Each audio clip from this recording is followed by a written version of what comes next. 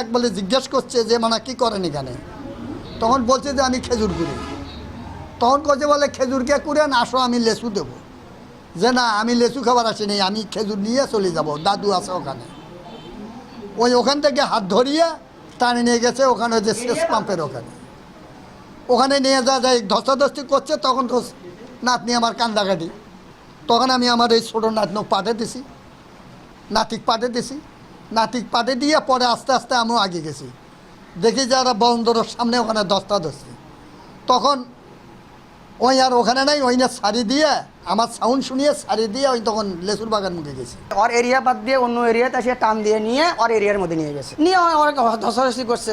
করার পরে মেয়ে আমার কান্দাকাটি চিল্লি এই যেটাই, এই চিল্লি করার পরে তারপরে তো আমার গার্জিয়ান দৌড়ি, তারপরে তো মনে করে এগুলো জানাজানি হয়ে গেল। মেয়ে নাকি ওখানে লিচু বাগানে গেছে, সেখানে হাত ধরে টানি করছে।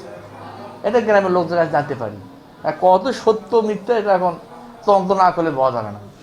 এখন আমি মেয়ে ছেলে বাবাকে পরামর্শ দিলাম যে আপনারা পুলিশ সহায়তা নেন, নিয়ে থানা আসে আমার ছেলেকে নিয়ে যায়। হয়তো আগে পুলিশ আসবে, আসে তার ছেলেকে নিয়ে যাবে।